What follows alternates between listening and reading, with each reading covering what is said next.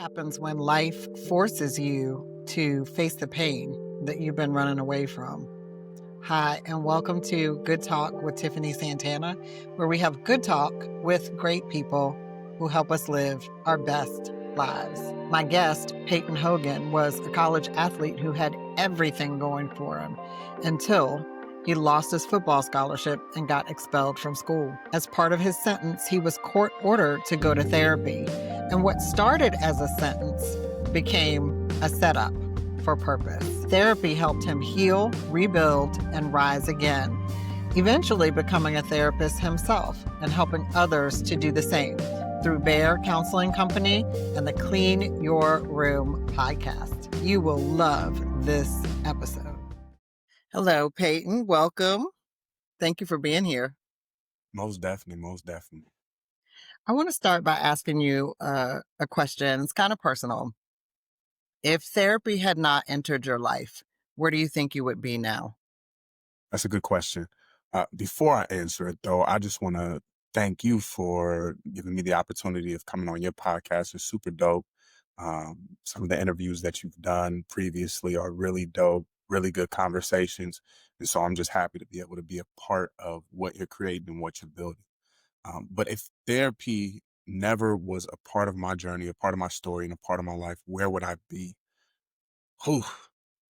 Well, I would hope that God would always bring me back to where I'm at, which is just walking in purpose and impacting people. But when I look at how I was living my life, I think I would be in a pretty bad, pretty dark place. Um, I don't know how deep you want me to go into this, so stop me at any moment or say, "Hey, we got to move on to the next question." But before I really started to buy into therapy, I was living a lifestyle that was pretty fast. I was heavy into drug use, heavy into alcohol use. Um, at the time, like you might have thought, like, people from the outside looking in probably would have thought, like, oh, he's doing all right, because I was a college athlete. I was playing football on a scholarship. Um, my first semester of college, I had decent grades. So like you really couldn't tell, but I was living the typical American party lifestyle, college lifestyle. And it wasn't until all of that kind of came to a climax where I was looking at class 1 felony drug charges, distribution of a dangerous substance, that everything just kind of came crashing down for me. And this concept of, I am now forced to go to therapy as a part of treatment program that I partook in, as opposed to having to serve a 10 to 15-year prison sentence. And so I think a lot about myself was realized. It's just a lot of the traumas that I experienced in life that I equated to as normal, or the things that I didn't talk about and I masked with my drug use and my alcohol use and my womanizing tendencies.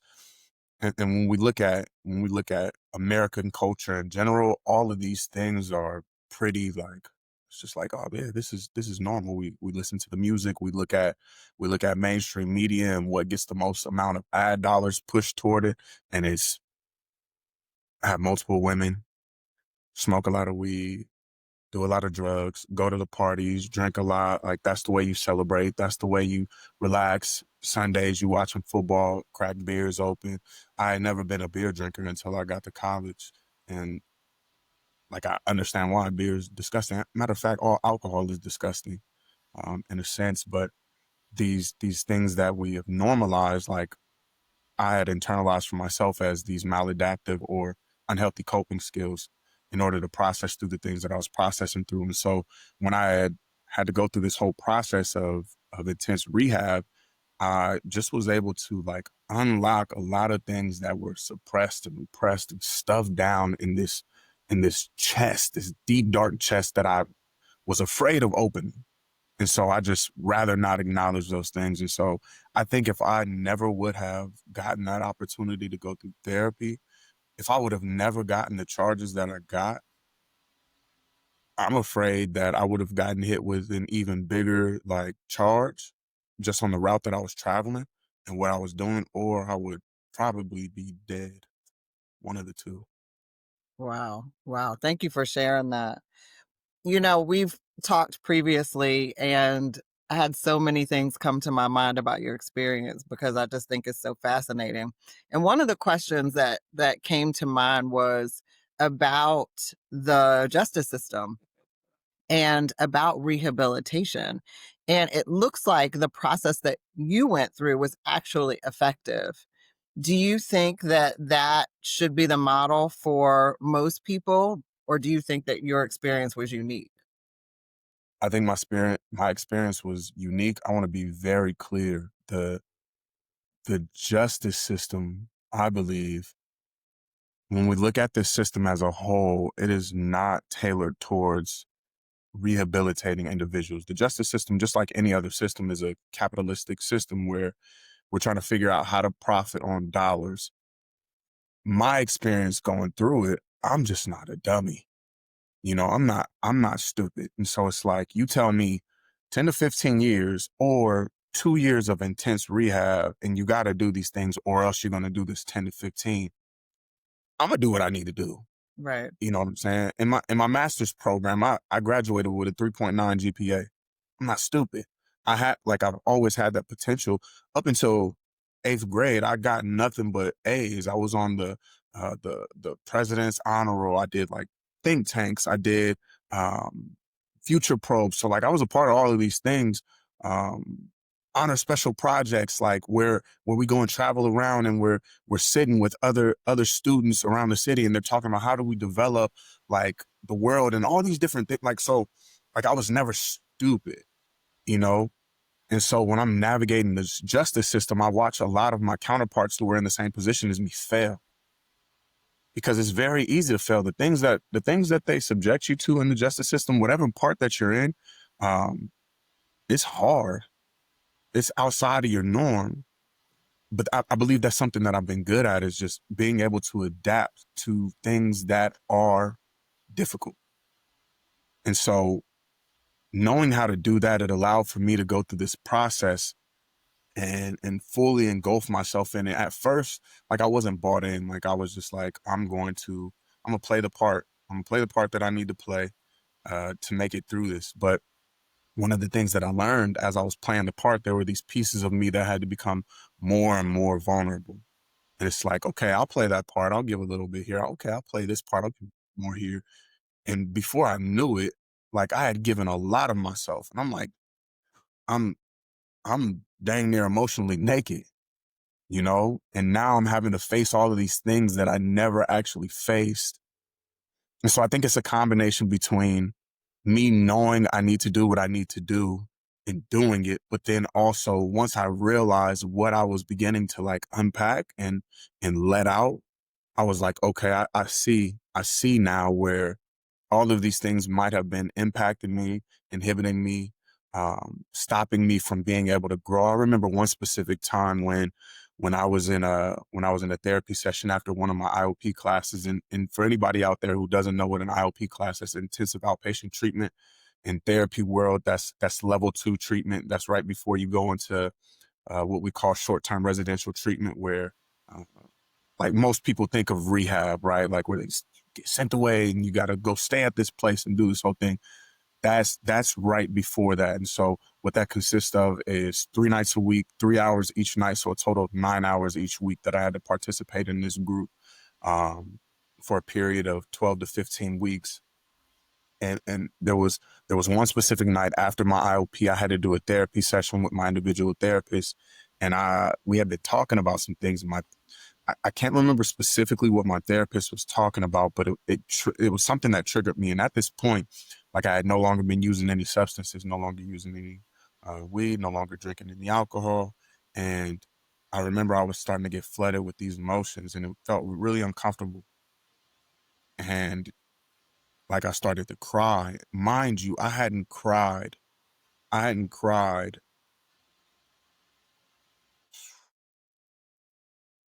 I feel like almost close to like 10 years Wow. at this point in time. I might be exaggerating it a little bit, but it had been a long, long time of just like repressing, and stuffing, and not like wanting to have this solid, hard body demeanor. You know what I'm saying? And so like I remember just like crying. And after that day, like my therapist told me, like, Peyton, it's okay to cry. Like, it's okay. You don't have to, because I felt really ashamed. It was like I was trying to hold it in and like I didn't want to talk. It's just like, Peyton, it's okay. Just let it out. And like it was like Nicholas Sparks movie cry, like I'm crying profusely. And I remember after that day, like I started to cry a lot more because there were a lot of things that I felt about my situation that I was in, that hurt, that hurt really bad. I was depressed. I was like beaten down inside internally, a lot of it due to my own choices. But still, I just realized in these moments, like, man, I have a lot of things that I feel that I have not allowed myself to feel in so long. And in hindsight, like it was a liberating feeling, a very liberating feeling. But at the time, it sucked. And I think that's a place where a lot of people become scared, right? Like when things suck, we want to run away from them. We want to avoid it. We don't want to deal with it. We don't want to see it. It's like, I do not want to go through that suck. But for me, at the time, not realizing going through my suck allowed for me to be able to grow into the individual that I had the potential to become. And I think that's for everybody. If we're able to go through the hard, it allows for us to be able to become exactly who we were meant to be if we're ready for it. And that's the huge caveat, if we're ready for it. It doesn't mean just because you go through something that you're automatically going to become like this person or whatever it is you desire to be. But if you can take those experiences and download what's going on and start to realize the happenings and all the situations that led up to it and how you can take it moving forward, that's where true transformation happens. And that's where transformation for myself really began. I think that answers your question. Maybe a little Oh, bit yeah. extra. Sorry if Oh, you, no, that's fantastic. That's really yeah. good. So when you were going through this therapy, going through this program, you had lost your scholarship. You had gotten thrown out of school. But you got back into school. Tell me about Yeah. what happened once you got back and what that process was like. Yeah. So when I got all my charges originally, I was published in the newspaper. Everybody on my campus knew about it. I remember when I finally bonded out of jail after everything happened, everybody was coming up to me, man, Payton. All my teammates coming up to me, and I remember having to go talk to my coach, and he's like, "Yeah, we got to put you on like a temporary suspension until we figure out what's going on. You have to go talk to the school's AD, or not AD, the school's like vice chancellor, somebody, whoever is like high up with administration and things like that." It was like, you got to go talk to him and we got to go figure out like what next steps are before you could come back on the field. And so I remember going to talk to him. He's like, "Yeah, Peyton, if you are charged with a felony crime at school, you automatically have to be terminated from school." Um, and I remember when he said that, like my heart just kind of sunk because I'm like, okay. Initially, I didn't even really want to go to school. I had other aspirations that weren't the healthiest. I'm like, I'm here now. Now this is gone. So like, what am I about to do? And before all of this, like I hadn't even known about this program that I went through, this intense rehab program that I went through as an option. And so I'm just thinking like, dang, I'm about to have to fight this and potentially go to prison. Like my life really is in shambles right now. And so that happened. Got offered the opportunity of drug court.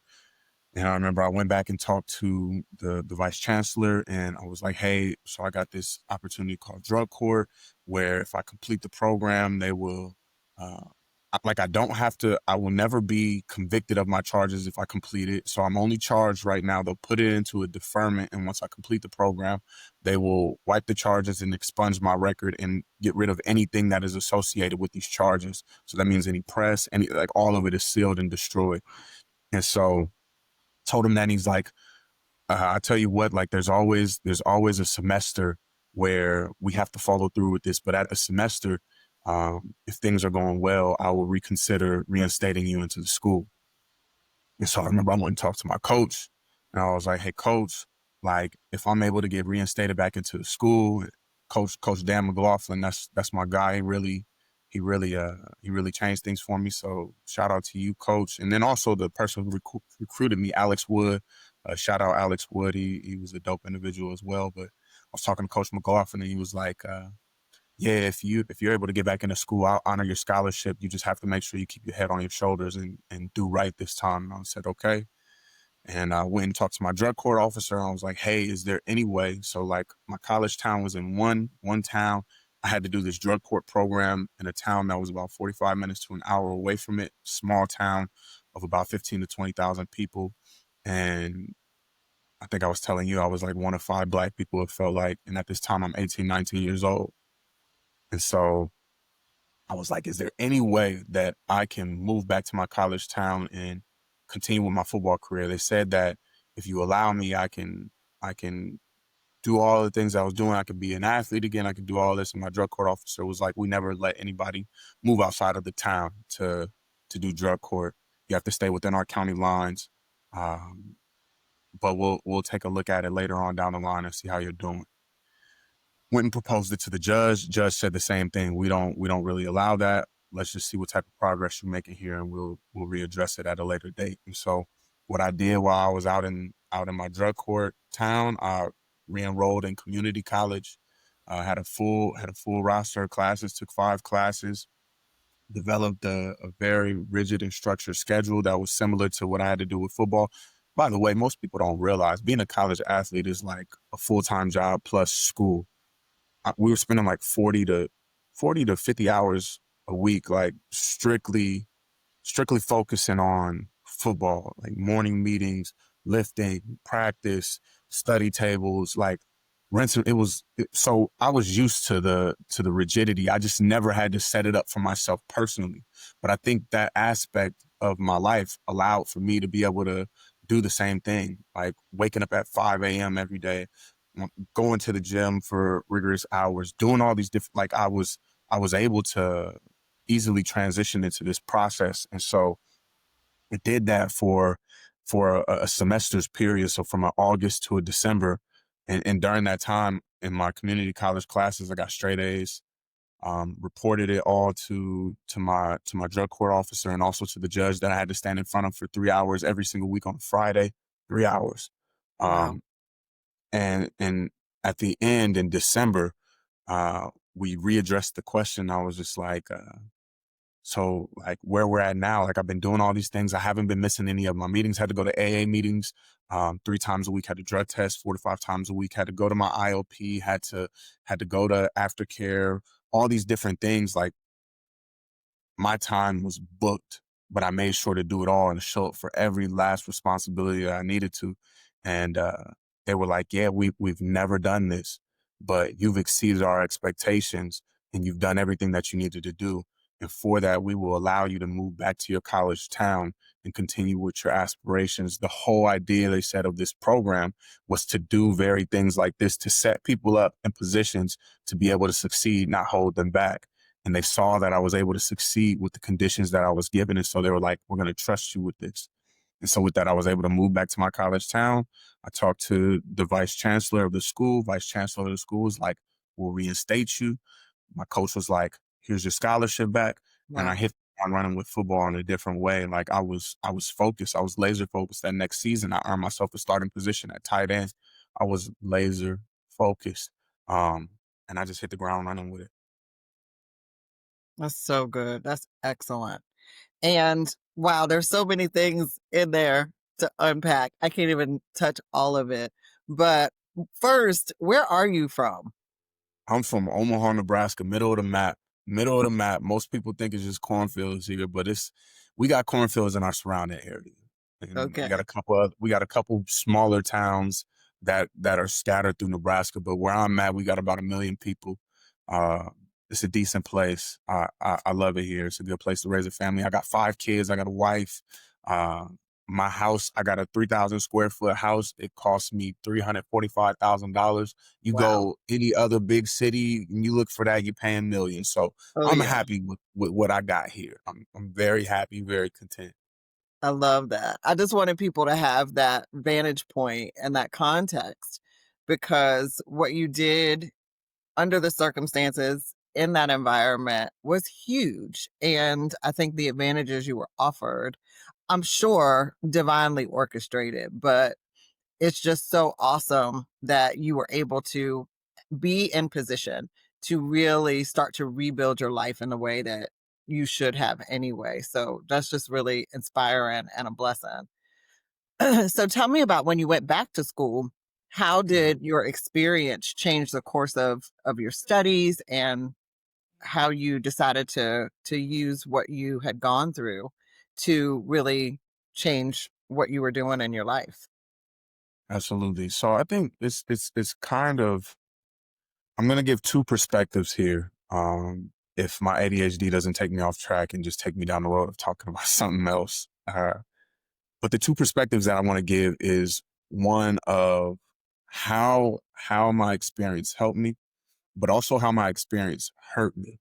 Okay. So going through this process and being out in this small town, um, I'm somebody who, and I've learned this about myself, I was able to blend into different environments because I always wanted to prove to other people that I was worth it, that I was good enough. A lot of the trauma that I experienced in my life was feeling like I wasn't good enough. I grew up as a fat kid. I grew up as a kid who, like, at age 10, I was like 200 pounds. Like, I was big. I was big.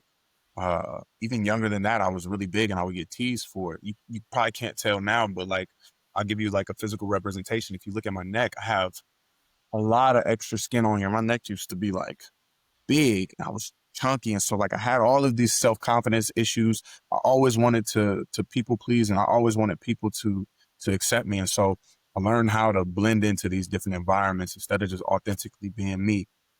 And so as I'm going through this program and living out here, living out in my college town, which was another small town of about 7,000, 8,000 people, um, I had to find an environment to blend into that would allow for me to be successful.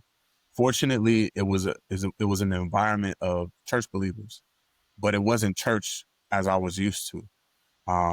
This was majority white. A lot of their problems focused around just like porn and not wanting to be impure in that way. But it was safe. It was one that kept me away from the things that I had known and the things that I had grown up with. And so I started to mold into uh, the typical, when you think of like over evangelic individual who is not authentic, who struggled with relationship building. But at the time, I didn't think I struggled with any of that. I started a Bible study. Like, I was going to church, like, not saying these things are inherently bad. They're not, but I'm just talking about my own internal struggle or schema looking back. And so what I noticed is like, I would still hang out with my teammates, but not as much because we were doing two different things. A lot of the times I would try to like get all of my teammates to come to church and come to my Bible study group, and do all of those different types of things. But then I would be very judgmental toward them if they were doing the opposite. Like, I wasn't just doing that same thing a few charges ago. You know what I'm saying? Um, but it living out this identity helped me get through what I was going through. I developed a lot of relationships that are pretty dope. Like, my realtor is actually somebody who I met through this church program. It's called Crew out there. The person who sold me my house in the last few years, real good dude, real good dude. I stay in contact with some people, but I think it was pretty, that was a pretty, like, when we think of trauma, we just think of these big things happening. It was a pretty traumatic situation because I began to deny a lot of pieces of me that were, that were, I feel like, culturally special. And I wasn't able to pick and choose what I needed to remove based off of authentically what I needed to pick and choose or remove. It was just kind of forced. And so there was this period of going through that it helped. But then once I was done, I ran into this huge identity crisis where it's like, well, I don't have to live this way anymore. But I see how living like this benefits me. But it also means that I have to stay in environments and in circles that look like this in order to maintain it. And that, like, I had no desire for that. I had no desire to continue living in a small town. I had no desire, love my diverse, um, white counterparts. No hate or no nothing, but I'm used to being around black people. I'm used to being around like culture, and it's like I don't want to stay in this type of place. And I know this is not me. And so there was uh, this huge identity crisis that I faced uh, after going through all of that, where it's like, who and what am I? Who and what am I? And that's why I say, like, when you ask me, is does the justice system help, or do I feel like it was me? I felt like it was me because I think in reality, the justice system was asking me to live out something that had no direct representation of real life for me. And that's what it does a lot of times. I believe if I had to go through the same process in my city, it would have been a lot harder because I'm going back to my same friends. I'm going Mhm. back to the same environments. I'm going back to the very same things. You want me to do these things, but then I'm not set up with anything else. And that's why I think so many people in their cities, when they have to go through these things, fail. Like you said, it was divine intervention the way that it happened. It just so happened that I had to be removed to a completely isolated in a place that I knew nothing about in order for me to get through this. I know people that went through the same program, uh, that are from Omaha, that failed and that have a different experience of it. And they're not stupid people. They're like, I hated drug court. I hated it. I felt it was terrible, And so I think there are things that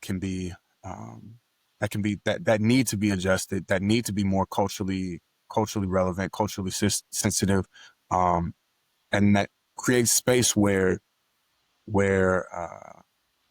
people who are different than the majority here actually can grow and thrive in. And so I think that's one perspective. And then the other perspective is, yeah, like I said, I met a lot of connections. I met a lot of different people who have helped me along my journey. Um, a lot of people, and not just white people. I've also met black people. I was put in situations where I've made some brotherhoods with some black people who I might not have gotten as deep with hadn't I been moving the way that I was moving. We used to have this Bible study every Sunday. It was an all white church, old white pastor, Pastor Doug, First Baptist Church in Wayne, Nebraska, and the Bible study was all black college students, all black college students. Wow. As dope. They would cook home cooked meals for us every Sunday. And they had a little roll-in TV with the VCR and the DVD player on it. And they would play like these Bible videos, and we would have these worksheets. Bob and Jan would run it. Pastor Doug and his wife would cook, and sometimes Bob and it was a great experience and a great way for all of us to bond. We were so bought into that church because we saw that they actually cared about us. Like they cared about us as people. They didn't try to change us as people. They didn't try to do any of that. So I think that aspect helped me to feel safe. But then, like I said, I also was able to develop and form these relationships and bonds with people who have traversed that experience in my college experience. And even to this day, I still keep in touch with. That's awesome. That's really cool. And I love the fact that you said that church really met you all where you were and really valued who you were. And Mm-hmm. I think that's so important in those contexts to make sure that, we're trying to help people to conform to the image of Christ, but Christ created us all with our unique identities too. And celebrating all of that together, that sounds like a really good experience for you. Mm-hmm. Um, so you graduated from college, and what did you end up going back and majoring in and getting your degree in? Yeah, so I ended up going back to the University of Nebraska at Omaha. Got my degree in clinical mental health counseling. Took me about 2.5 years. So I took a semester off once I graduated. I graduated in May, re-enrolled and started up in January of 2017. So May 2016 to January 2017, took that time off. Lived out in Norfolk again. I moved out there because I had this job that I was working at the time. Minimum wage was $7.25. I was getting paid $17 an hour. Was working like 50, 60 hours a week. Was making some good money. It was at Wow. a social work agency, doing stuff that I love. Like, so that the idea and the concept where it's like so many people are going through this, but they don't have people to help them through it. And I want to do that. I was working with kids who were in the juvenile justice system and in the HHS system, and families who were in there. So I was doing like day reporting. I was doing drug testing. I was doing tracking and GPS. So I was kind of like this family support, intensive family preservation. I was like a contracted probation officer pretty much, without having to necessarily answer to the state. I just answered to my company and did what the state or what probation needed us to do. But I was able to form these relationships and really get deep with these kids and these individuals who were going through these situations. And I found a passion for it. What I didn't like is that I had to drive in a 3 hour radius sometimes to meet up with these families and these kids in these different towns. We covered like a lot of ground. Again, Nebraska is spread out. Omaha, you got Omaha, bigger. You got Lincoln, mm, and then you got like Grand Island, North Platte, all the way on the other side. And then everything in between is like corn and cows and nothing. Small towns. And so in Norfolk, we're dealing with all of these small towns in this radius. And so I didn't like the amount of hours that I was having to like work and drive. And at the time I had just had my first child, Grayson. She was newborn. And so like there was a lot of time where I was just on the road and away. And I'm like, yo, I can't keep on doing this. Like, I don't want to keep on driving everywhere, but I'm getting paid $17 an hour. I got health insurance. I'm I'm well off. And at the time I had a 2 bedroom apartment paying $600 a month, 2 bedroom with a den. I'm like, I mean, you can't beat this. So I can't just leave. Can't just say I'm done with this. Like I need a real reason to say I'm done. And so I looked at my company. I'm like, how do I maximize my impact but minimize the amount of drive time and hours that I'm having to put in to have such a great impact? And I looked at the people who were above me and they were all therapists. And I was like, game noted. I'm gonna be a therapist too. You're not about to keep pimping me. So I was like, let me enroll in college. And I told them I was doing it. They were like, oh, just enroll in Wayne. We have direct connection with them. That's where I went to undergrad. Enroll in Wayne, direct connection. Da, da, da. I said, okay, yeah, I'm gonna enroll in Wayne. Absolutely not. I am not enrolling in Wayne. I'm not going back there. I don't want to go to these small towns anymore. I want to get home. I want to get home. I want to get out of here. And I need a reason. And that was my reason to get out and get back and start my career pretty much. Wow. And so now you have your own practice. Tell me about how that started. Absolutely, Bear Company Counseling. How did that get started? What's in the name? Because I'm curious about that. And we talked earlier about your intention with your practice. So tell me a Mhm. little bit about how that got started. Tell me about where the name came from and what your intentions were with starting this practice. Okay, so their company counseling got started. It got formally incorporated in August of 2021. I didn't start practicing until early 2022 once I got my full licensure. Um, I graduated college in 2019, and so I started practicing in the height of the pandemic at a federally qualifying health center here in town. So we had at our health center we had doctor's office, eye doctors, dentists, um, pre and postnatal like services, like they had all type of stuff at this place. And so in the height of the pandemic, um, we were having to like full suit, like hazmat suit, go and do warm handoffs. We call them who's, like with doctors who, with patients who were potentially like having the COVID-19 virus. And so it was a crazy time. It was a crazy time. My center actually was the first one to administer COVID testing in the state of Nebraska, which was also crazy. So we had a lot of people coming in during this time. You probably think like therapy was like dead. Absolutely was not.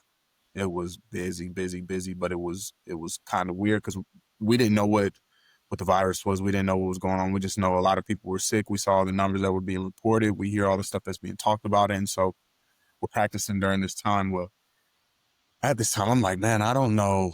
I don't know if I want to be in proximity with people and they coughing and they doing all this stuff. Like, this is scary. And so I'm looking online for any way to like add income, pretty much. And so during that time, there are all these ads talking about, do you want to make six figures just from sitting from your home in 30 days? Like all those different things. And I would always see them. And there was one in particular that I clicked on. I'm like, all right, let me see what this is about. It said, pay $99 for this course, blah, blah, blah, blah, blah. I did it. And I was like, oh, this is dope.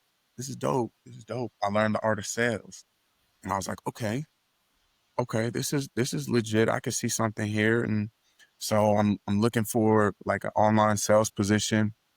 I get introduced to this influencer who lives out in San Diego, runs his own like company and all these different things. And he's like, hey man, like you look like you're doing things. A lot of these programs and a lot of these courses, they don't teach you all the stuff. I worked with X, Y, and Z. He's naming names like Grant Cardone and Conor McGregor. Like I personally worked with them. Um, come take some toolage from me. Come under my mentorship, and I'll teach you the ins and outs of organic marketing. I'll teach you the ins and outs of sales and how to close a deal. And if you're good and you qualify, you can work for me after. And so right there, I paid $10,000. I'm like, all right. I talked to my wife about it. She's like, I don't know. This is a lot of money. It's a big investment. I'm like, it is a big investment, but I believe in it. If you believe in me. And she's like, okay. And so I do that, go through the program. I learned a lot. I learned a lot about organic marketing. It was probably like a 3-4 month program that I went through. Very intense. And after that, like I deleted all of my social medias and I restarted them. And I started to put some of these organic marketing concepts into play. And so I'm like, okay, I I want to learn the organic market, and then I get hired on to work for him, and I'm trying to figure out how to like make sales for him, and for a while, like I was doing pretty well with it. Like I was making a couple. There were some days where I make a couple $1,000s, like other days where it'd be kind of low, but it balanced out. I was making like a good amount of money a month. Actually, I was making a good amount of money a month on a part time, all while doing my therapy stuff at this office. And sometimes in between sessions, if I had a couple hours gaps, like I would do that stuff. And so one day I told one of my coworkers, I'm like, the internet is a gold mine. Like, you got to get on this. Like, this is what I'm doing in between sessions, blah, blah, blah, blah, blah. Well, this coworker was a hater. They went and told HR, Oh, man. and then HR had a stern talk with me. And I was like, all right, you got me. You got me. I did it. They're like, you don't have anything to say for yourself. And I'm like, I don't know what I'm supposed to say. Like, y'all got me here I'm working 40 hours a week for y'all. I don't turn down the work that I'm required to do. What am I supposed to say? Like, you don't have anything else? I'm like, no, I have nothing else. So that ultimately ended in what we call a mutual parting. That's how they framed it. We had a mutual parting, and that propelled me into the private practice world, where I partnered with my practicum supervisor at Wake Think Focus Counseling. Shout out Liz Blake. She's dope. She's super dope. But I took everything that I learned working for this online influencer, and I started to apply it at this place to generate clients for myself. And within 60 days there, I was able to generate a full caseload of cash paying clients. Wow. And so like just posting every day on social media, I was making content every single day, video content, sometimes like 3 times a day. Like I was just going, going, going. And at the time, like I had this segment, I called it Therapy with Barry B, because I was like, therapy sounds corny. Like I was gonna call myself therapy. I was like, everybody online has this name that they call themselves. It's like therapy. That sounds corny. And I'm like, it has to be something with therapy though, because I'm a therapist. And when I was younger, I used to like freestyle. Like we would smoke a lot of weed, and then we would just start freestyling random beats. Uh, and I had this line where I said something about like I'm Barry B, and some it was something. I don't know exactly what it was, but I was like, okay, therapy with Barry B, cool. We're gonna go with that. And so I'm creating content, working private practice. Therapy with Barry B is booming. There's still some videos out there on my YouTube. If you look deep enough, you'll find me. You'll find me saying good morning. Thanks for tuning in to another morning episode of Therapy with Barry B. I say that every single time on there. Um, and as I'm starting to incorporate and get everything together for myself, uh, to break off into my own private practice, I was just going to call it. I was going to call it Barry B LLC. And when I went to incorporate that, they told me that that was already taken. And I'm like, oh, that's crazy. I've been doing all this stuff based around this. And now I can't have that as my business name. And so I'm like, okay, what sounds close to that? What sounds close that resembles it, that is kind of in alignment? And I'm like, Bear. Okay. Bear Co. Bear Co. Okay. Bear Company. Cool. Let's go with that. There's no deep meaning to Bear Company counseling whatsoever at all. That it came to be like that, but now it's grown into this thing that is synonymous with healing in my city. Um, I look at like online threads where people are like, I need a therapist, I need a black therapist, I need a black male, I need a black female, I need a therapist I can trust. And Bear Company is getting tagged nonstop, nonstop. Go to different places, and Bear Company is the place to be. You go talk to the probation officer, talk to HHS. Bear Company is it. And I'm not saying that just because it's my company, but I know through branding, through myself, I've been able to create this thing where Bear Company is synonymous with mental and emotional healing and wellness. So yeah, it started meaning nothing, but now it has a great meaning and a great impact. That's awesome.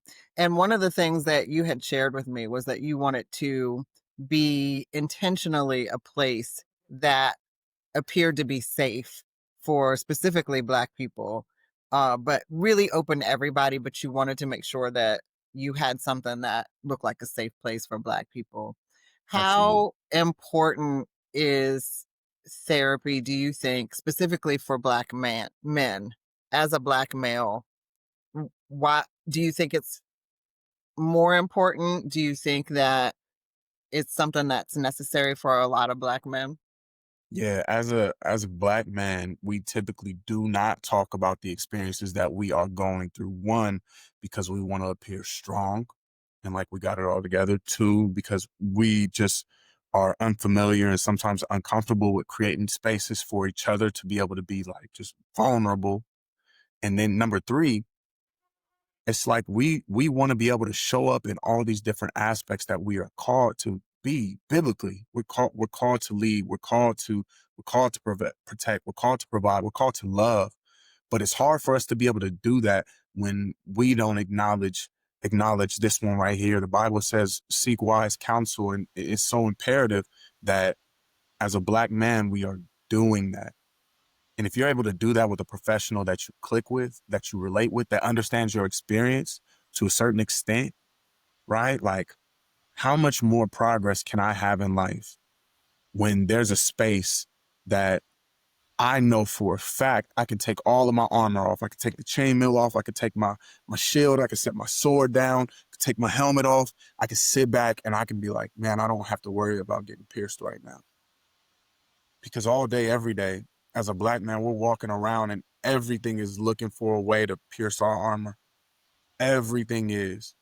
Black men aren't this. Black men aren't that. Black men don't show up. Black men are absent fathers. Black men are the reason and the downfall of the black. Like, it's like you have to stay strong and stay firm. And it's almost like to the world, I have to prove my worth. But in therapy, you don't have to prove your worth. You can just exist.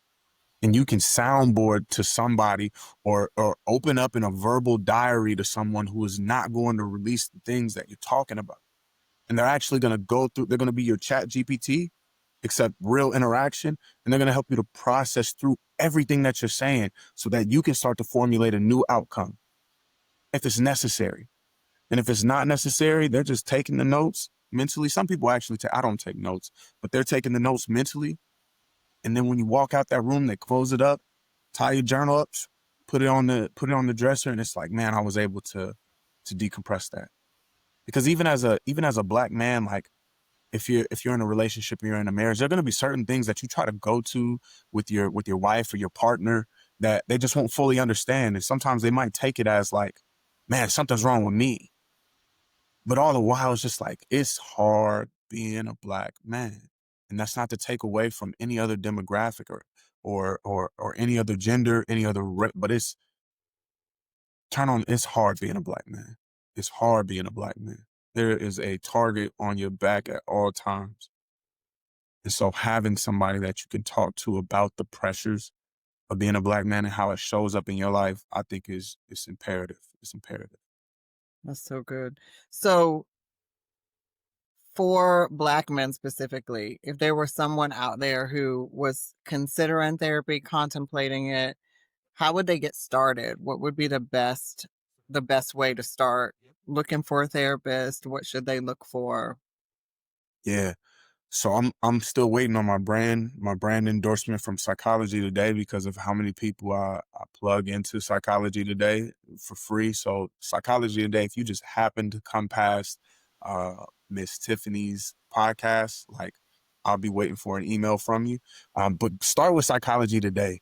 On there, you can literally narrow down the type of therapist that you're looking for, from race to gender to specialty. Like, am I struggling with depression, anxiety, like relationship? Like, you can narrow down all these things, even to insurance, who has sliding scale, which means like if I don't have cash, or if I don't have insurance and I have to pay cash, but I can't afford paying like a large amount, who accepts sliding scale or like discounted rates. You go on there and you can through filters, like, do all of that. And in most places, there's a good handful of people who you can find. Once you find some people, I would say try to find a list of about 3 or 4 therapists that you think you could really potentially see yourself working with. Not saying it's going to be perfect, but that you could potentially see yourself working with, and pick one and start, and give it about 3 or 4 sessions to see how things are clicking with you. And if it's not clicking, do not hesitate to fire the therapist and try another one off the list. Where a lot of people go wrong is they'll try one therapist and they'll say, this ain't it. Therapy just doesn't work. I tried it. It's not for me. And that's where it's like, no, if it doesn't work, fire them. It's your job to fire them. We are talking about it the other day, and it's like, if you got a barber that's cutting your hair and they push your hairline back to right here, you're not gonna be like, oh, I guess barbers just don't work at all. Like, I'm never going to a barber again and let your hairline be messed. You can be like, hey bro, like, I need a barber. My barber done did some voodoo on my hair, not in a good way. Um, and so you're gonna fire your barber and try out another one. And it's the same thing with therapy. Like, don't be afraid to fire your therapist and try out another one.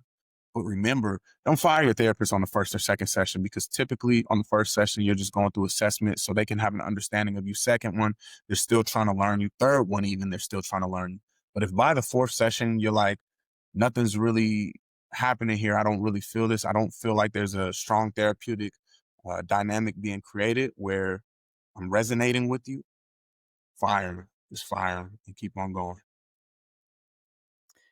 This has been so good. I have to have you back because we have Almost way definitely. too many things to talk about. I Yeah, want to get into what you do professionally to help other professionals and practitioners as well, but we'll do a whole episode on that. facts. But I want you to leave our viewers, our listeners, with some inspiration, instruction. This show is called Good Talk with Tiffany, and I'm always adamant about making sure that our listeners can walk away with something tangible that they can use today.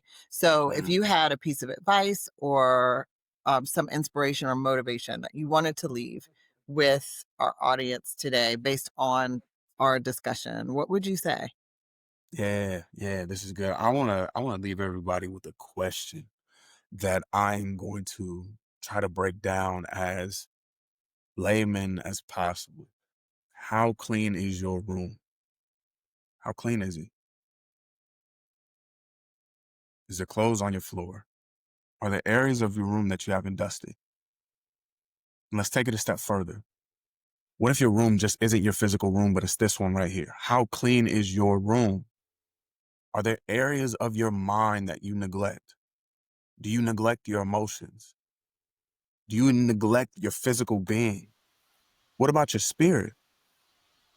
Is that like the darkest part of your closet where you throw all the things that you want to forget about? I think it is so important to take time to clean our rooms on a daily basis. On a daily basis, because over time, those little socks that we just decide to throw over there behind our dresser, they start to pile up, and now our dresser is protruding. the dust that we refuse to wipe off now turns into a thick layer and it's causing me to cough and sneeze. And I'm thinking I have allergies, but really it's just I'm not tending to my rooms. So I encourage everybody that is watching this, take time every day to clean your room. And if you're in a season of struggle, in a season of hurt, in a season of depression, start super simple. Start by not trying to change the complete entirety of your emotional and physical experience, but start with one thing, your room, your literal room. Most of the time when we're in these dark and hard seasons, our room will represent that dark and hard season because it becomes a safe space, it becomes a comfort, it becomes somewhere where we lock ourselves away. But imagine if you just took control of that one thing and started to do one little thing at a time. Over time, if you pick up one piece of laundry, if you move one thing from where it's supposed to be, if you take one piece of trash and put it in the trash can, your room will eventually get clean. That's the same process of life. And when we understand that and we apply the model or the structure of cleaning our physical room, we then can attack any challenge in our life head on and believe in the process that we will eventually overcome whatever it is that we're trying to overcome. It's such a beautiful and vivid analogy. Thank you so much for that. Where can everybody find you if they want to follow you? I know you have a podcast, Yeah. Clean Your Room. Where can people find you? Yeah, you can find me on YouTube. If you want to tune into my podcast, you can find me on YouTube. Just type in Payton Hogan. That's Payton with an A, not an E, not an E. Please don't put an E.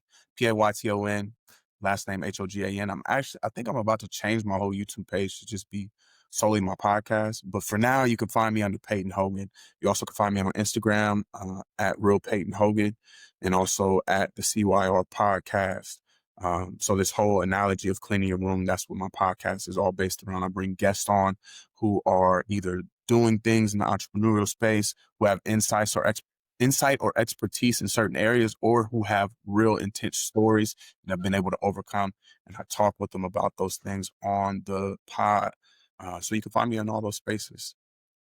Fantastic. And everything I've seen of yours is excellent, top notch. So definitely everybody Appreciate go and check it out. that. Thank you Yeah. so much, Payton Hogan. I appreciate you for being here on Good Talk with Tiffany Santana. You have just really blessed me. I know that people are going to walk away with a lot to think about and hopefully some action steps after hearing from you. So thank you and God bless you. And you'll come back, right? I'm back. I'm back. Just let me know when. Awesome. Thank you so much.